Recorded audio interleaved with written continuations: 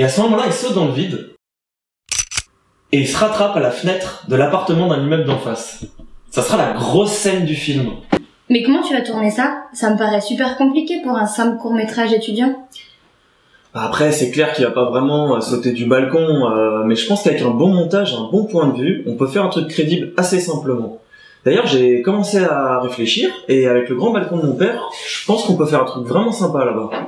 Mais du coup, le thème imposé par la fac, c'est le compromis, non? Je suis pas sûr dans le rapport, là. C'est ce que j'expliquais à Mathilde avant que t'arrives. En fait, l'idée, c'est surtout de faire un film en noir et blanc et muet. Sauf qu'au début, il commencerait en couleur et en parlant. Au début, Joe, il a une soirée avec sa meuf et en gros, il s'embrouille. Je sais pas encore trop pourquoi, mais elle lui reproche de trop parler, de pas savoir tenir sa langue, de voir le monde trop en couleur. Enfin, tu vois venir. En gros, il est trop extraverti. Du coup, Joe, il est blasé et il rentre chez lui.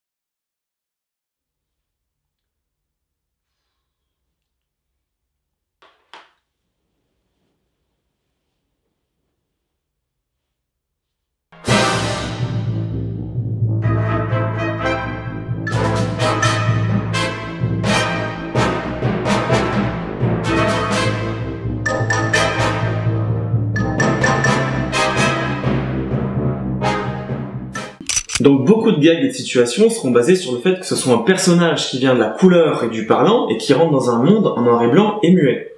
Le principe, c'est que Joe, il a à faire un compromis pour garder sa copine et qu'ils doivent apprendre, entre autres, à moins parler. Bon, après j'avoue, ça fait un peu tirer par les cheveux tout ça, mais c'était surtout pour justifier le côté noir et blanc. Non mais franchement, je trouve l'idée super bonne. Au début, ça me faisait un peu peur que ce soit un film muet, mais je trouve ça vraiment sympa que le personnage découvre un monde en noir et blanc. Ah bah merci, ça me rassure un peu.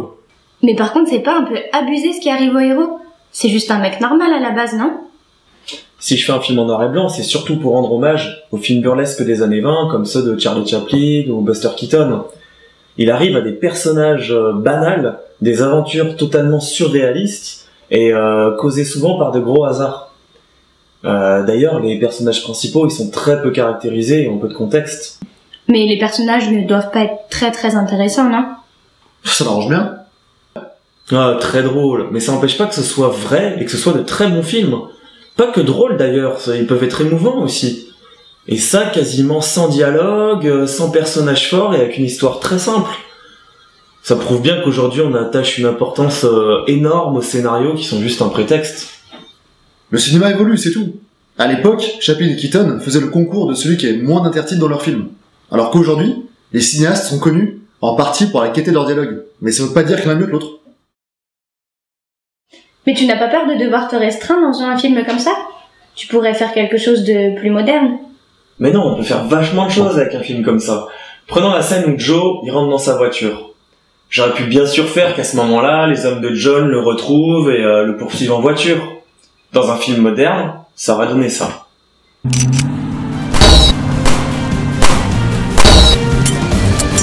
Ça va chier.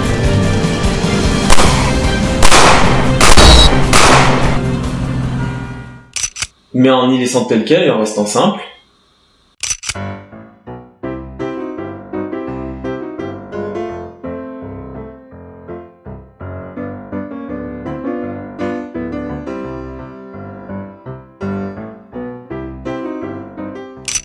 Encore une fois, c'est très simple et vraiment moins impressionnant. Mais franchement, je trouve ça beaucoup plus original et inventif. En tout cas, cet effet il est vachement réussi dans un film de Buster Keaton. Ah mais ça vient pas de toi? Ah non, mais là aussi c'est un hommage. Je trouve ça dommage. Mais sinon, t'as commencé à réfléchir un peu aux acteurs? Non, mais bon, je me fais pas trop de soucis. À chaque fois que je dis à quelqu'un que je vais faire un film, elle me dit qu'il est chaud pour jouer dedans, alors bon... Tu veux pas faire passer le casting?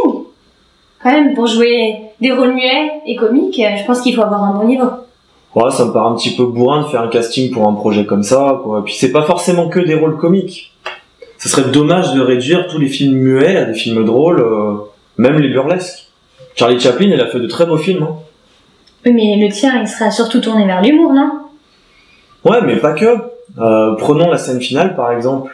Joe, il est dans la chambre de sa copine qui est en train de dormir, et il réfléchit à comment s'excuser et comment lui expliquer que tout ça, c'est parce qu'il peut pas parler.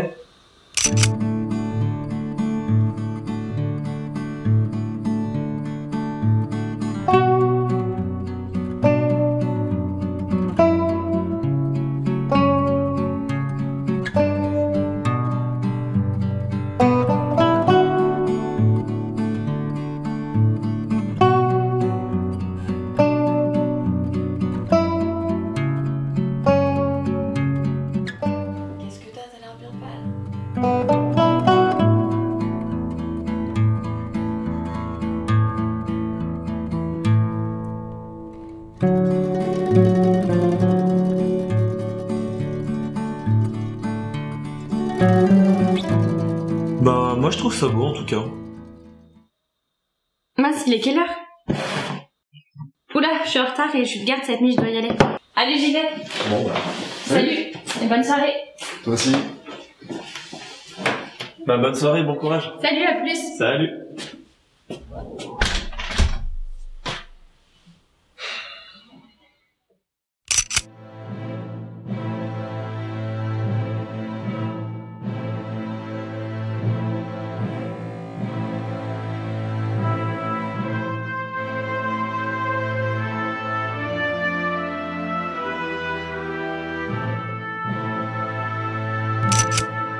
Bon, du coup, t'en penses quoi de tout ça? T'as pas beaucoup parlé depuis tout à l'heure et t'as pas l'air très emballé. Pourquoi tu veux faire un film en noir et blanc? Pour rendre hommage au film Ah, burlesque. pourquoi tu veux faire un film en noir et blanc? Comment ça? Il y a pas mal de films qui sortent en noir et blanc, même à notre époque. Mais il y a une raison pour ça. Il y a une raison avant tout artistique. Ça raconte quelque chose. Toi, ça apporte rien. Ça apporte rien. Tu t'enfermes dans un film soi-disant hommage, qui sera très complexe à mettre en œuvre, et surtout pas du tout personnel. C'est vraiment dommage de copier le style de quelqu'un pour un premier film. Genre, vu la popularité de Tarantino en ce moment, j'imagine même pas le nombre de cinéastes en herbe qui vont copier son style. Ce sera au mieux du sous-Tarantino, mais ça aura pas sa patte et pas sa créativité. Enfin, c'est quand même normal de s'inspirer des cinéastes qu'on admire. Tu parles de Tarantino, il a passé son temps à rendre des hommages et à reprendre des idées d'autres films. Tarantino fait beaucoup d'hommages, certes. Mais avant de pouvoir juger de la qualité de ces hommages, il faut déjà avoir vu l'original, pour voir comment il le réinterprète. Quand tu vois un Tarantino, tu sais que c'est un Tarantino. Toi, quand on va voir ton film, on va dire « Ah tiens, c'est marrant, ça ressemble à du Chaplin. » Bah oui, mais j'ai pas d'autres idées. Mais bien sûr si, t'as plein d'idées. Bah non. Mais si. Si tu le dis. Mais écoute-toi, ça fait quasiment 1 heure que t'es là, tu fais que parler, t'es super bavard. Et tu veux faire un film muet? Mais putain, je trouve ça dommage. Tu t'y connais grave en cinéma, fais un film sur ça. Un film sur ce que tu es toi. Avoue-le, t'es pas satisfait de ce que tu proposes. À chaque fois que t'argumentes quelque chose pour ton projet, tu dis parce que eux l'auraient fait comme ça. Mais toi, tu le ferais comment? Ouais, t'as raison. Je voulais leur rendre hommage, mais je me rends compte que j'ai pas grand chose à dire. Ben voilà. Et de toute façon, ça se voit qu'à chaque fois que tu proposais quelque chose, tu attendais l'approbation de Mathilde. Mais t'as pas besoin d'elle pour faire ton film. Oui, bah au bout d'un moment, si t'es si malin, t'as qu'à le faire aussi ton film, toi. Mais putain, mais ça n'a rien à voir. Fais chier quoi, moi je te propose mon projet et toi tu me proposes quoi? Rien du tout.